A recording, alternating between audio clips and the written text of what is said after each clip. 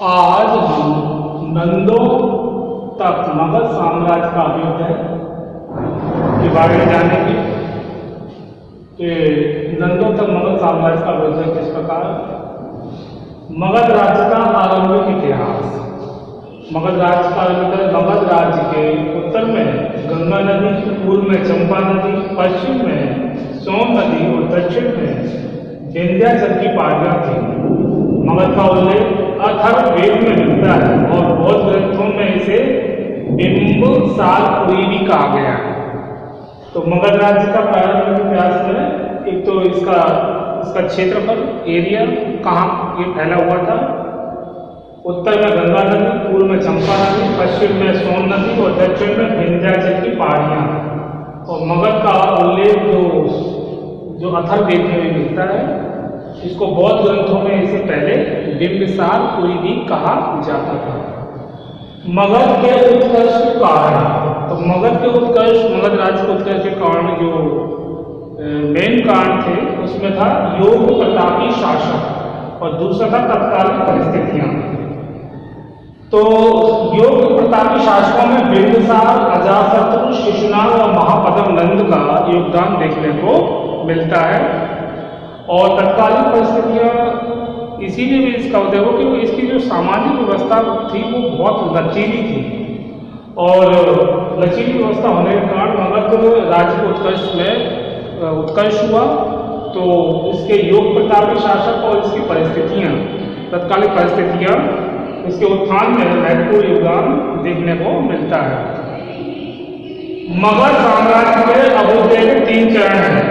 मगध साम्राज्य के अभ्युदय के कितने चरण हैं? 3।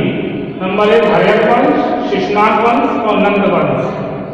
हर्यक वंश, शिशुनाग वंश और नंद वंश। हर्यक वंश जो कि बिंबिसार महात्मा बुद्ध का समकालीन था। जो बिंबिसार जो शासक हुआ है वो किसके समकालीन था? हर्यक वंश में महात्मा बुद्ध का समकालीन था। वह किस वंश का था, इसके बारे में विद्वानों में मतभेद है। विद्वान मतलब एक रूप नहीं है कि हर्यक वंश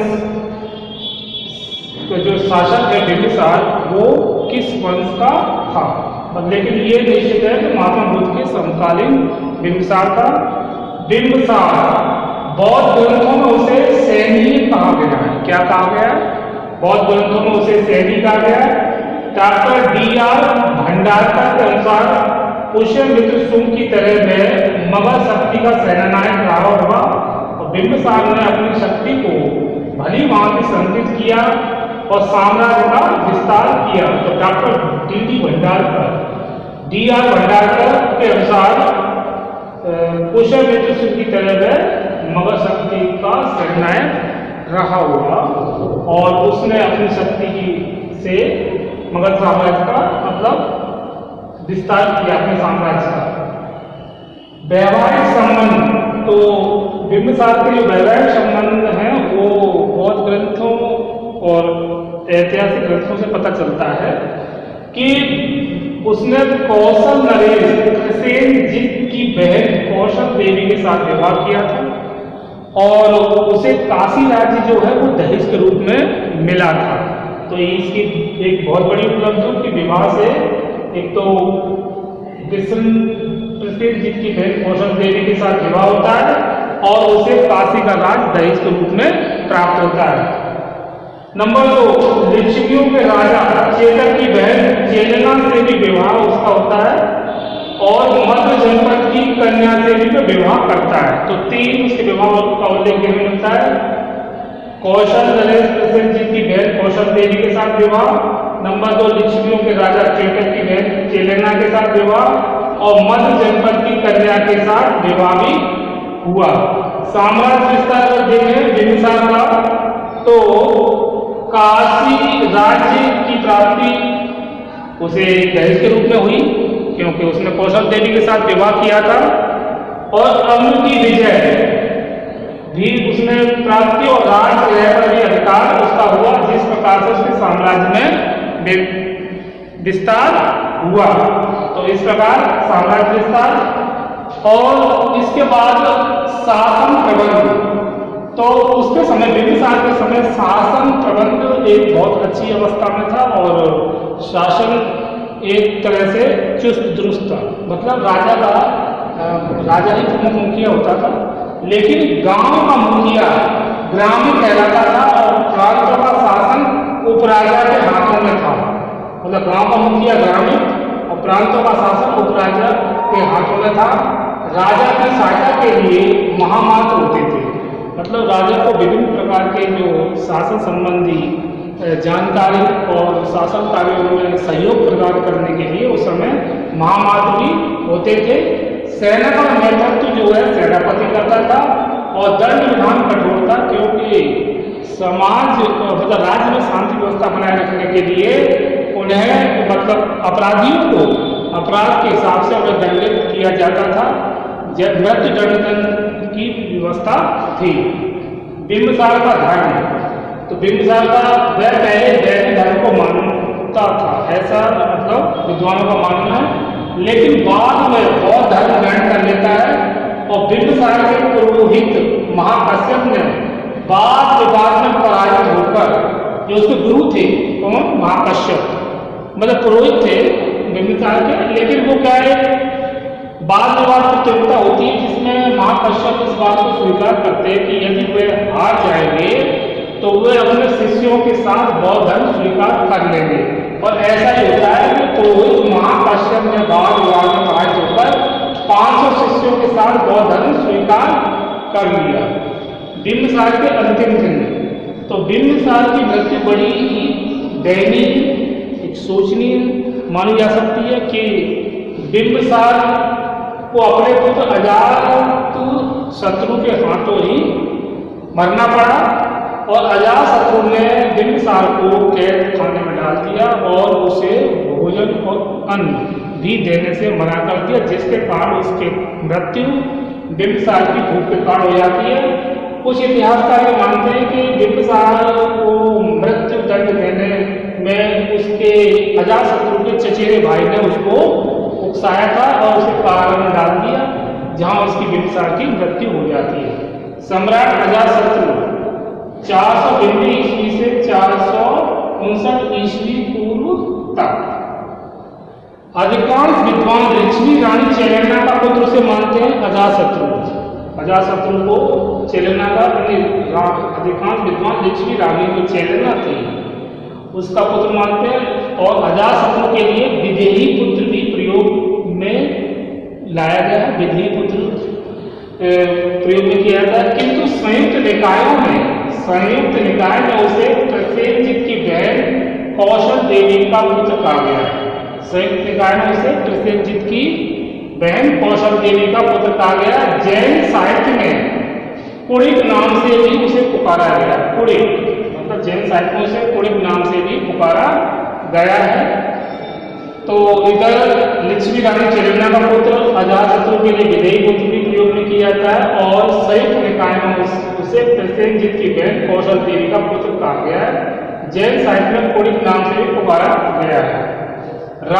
साम्राज्य विस्तार, अजातशत्रु ने कौशल वज्जी अवंती से युद्ध लड़कर अपने साम्राज्य का विस्तार किया और काशी राज्य वापस ले लिया जाता है, क्योंकि अजातशत्रु ने जिस प्रकार से अपने पिता बिंबिसार के साथ दुर्व्यवहार किया, उसे कारागार में डाला, उसको मौत मतलब उसकी हत्या की। तो इस प्रकार जो काशी राज्य दलित से बिंबिसार को प्राप्त हुआ था उसे वापस ले लिया गया, जिससे अजातशत्रु बाद में युद्ध करके वापस लेने का प्रयास करता है और सफल भी होता है। अजातशत्रु का धर्म, तो अजातशत्रु का धर्म कौन सा था, उसका जैन धर्म के प्रति झुकाव रहा। वह बौद्ध धर्म से भी प्रभावित था, मतलब जैन धर्म से उसका झुकाव है। तो जैन धर्म ने उसे हत्यारा नहीं माना है। क्यों नहीं माना है, क्योंकि उसे जैन धर्म में धर्मात्मा शब्द का प्रयोग उसके लिए किया गया। किसके लिए, अजातशत्रु के लिए। तो अजातशत्रु धर्म मृत्यु, अजातशत्रु को उसके पुत्र उदय ने मार डाला था। उदय पर चित्रहंता का आरोप लगता है। मतलब अजातशत्रु का धर्म उसका जैन धर्म उभार रहा और बौद्ध धर्म से प्रभावित रहा। तो अजातशत्रु और उदारी विकृति जैन धर्म का अपना विशेष उदारता देखने को मिलती है। और अजातशत्रु को उसके पुत्र उदय ने मार डाला। उदय पर पितृहत्या का आरोप लगता है, लेकिन गार्गी संहिता में उदाई के लिए धर्मात्मा शब्द का प्रयोग किया गया, तो वह पितृहत्या कैसे हो सकता है। तो गार्गी संहिता में उदाई को धर्मात्मा शब्द का प्रयोग किया गया है। अजातशत्रु के उत्तराधिकारी, पुराणों के अनुसार उसका उत्तराधिकारी दर्शक था। कौन था? दर्शक। और जैन ग्रंथ कथा कोश के अनुसार उदाई उसका उत्तराधिकारी था। उदाई के शासन काल में पाटलिपुत्र की स्थापना प्रमुख घटना थी। जैन ग्रंथ कथा कोश जो है वो ये मानता है कि उदाई के समय ही पाटलिपुत्र की स्थापना हुई थी और यह प्रमुख घटना थी। इसके बाद शिशुनाग वंश नागदासक की पंचवटी के बाद हर वंश का अंत हो जाता है और शिशुनाग मगध का राजा बना। उसने शिशुनाग वंश की स्थापना की। मगध में काशी, अंग और वैशाली, अवंती, वत्स आदि महाजनपद विलीन हुए। बौद्ध ग्रंथों के अनुसार शिशुनाग ने 411 ईस्वी पूर्व से 393 ईस्वी पूर्व तक 18 वर्षों तक शासन किया। तो शिशुनाग वंश जो कि स्वयं ही इस वंश का संस्थापक, और ये 18 वर्ष तक शासन इसने किया। फिर कालाशोक, शिशुनाग के बाद उसका पुत्र कालाशोक शासक बना, जो काक वर्ण के नाम से भी प्रसिद्ध है। कालाशोक को इतिहास में काक वर्ण के नाम से भी जाना जाता है। कालाशोक ने पाटलिपुत्र को राजधानी बनाया और हर्षचरित के अनुसार कालाशोक राजमहल के षड्यंत्र का शिकार होता है और मारा जाता है। तो इस प्रकार शिशुनाग और कालाशोक का हमने देखा शासन कब से कैसे किया और कालाशोक किस प्रकार राजमहल के षड्यंत्र का शिकार होकर मारा जाता है।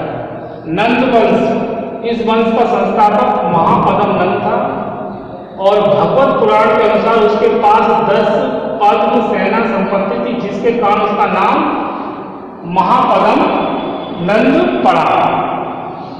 10 पद्म सेना जिसके पास थी और जिसके कारण उसका नाम महापद्म पड़ा, महापद्म नंद। उग्रसेन शब्द भी उसकी विशाल सेना को स्पष्ट करता है। उग्रसेन उसके लिए मतलब इस्तेमाल किया गया है, जो उसकी विशाल सेना के बारे में जानकारी प्रदान करता है। पुराणों के अनुसार महापद्म ने इक्ष्वाकु, पंचाल, काशी, कलिंग, अश्व, कुरु, मैथिल और सुसेन क्षत्रिय वंशों का उन्मूलन किया था। इसके बाद अंतिम नंद सम्राट, महावंश और उसके टीका के अनुसार अंतिम नंद सम्राट का अंत महाबुद्ध के परिनिर्वाण के 140 वर्ष बाद हुआ। कुछ विद्वान इस वंश की अधिक जानकारी न मिलना इसका कारण शूद्र अथवा साधारण वंशी होना बतलाते हैं। तो नंद वंश का मतलब इतना उल्लेख इसलिए भी मिलता है क्योंकि इसे शूद्र से भी जोड़कर देखते हैं और साधारण वंश से होना भी बतलाते हैं। तो इस प्रकार आज हमने देखा कि नंदों तथा मगध साम्राज्य का अभ्युदय में मगध के उत्कर्ष के कारण आर्यन वंश, बिंबिसार, वैवाहिक संबंध, साम्राज्य विस्तार, शासन प्रबंध, बिंबिसार का धर्म, बिंबिसार के अंतिम दिन, सम्राट अजातशत्रु 492 ईस्वी पूर्व से 459 ईस्वी पूर्व तक, साम्राज्य विस्तार, अजातशत्रु का धर्म, मृत्यु, अजातशत्रु के उत्तराधिकारी, शिशुनाग वंश, कालाशोक, नंद वंश, महापद्म, उग्रसेन और अंतिम नंद सम्राट के बारे में। और ये जो नंद वंश का एक साधारण वंशी होना भी इतिहास में देखने को मिलता है, इसलिए इसको प्रमुखता नहीं दी गई। तो आज के इस वीडियो में इतना ही, इसके आगे हम नेक्स्ट वीडियो में समझेंगे। ओके।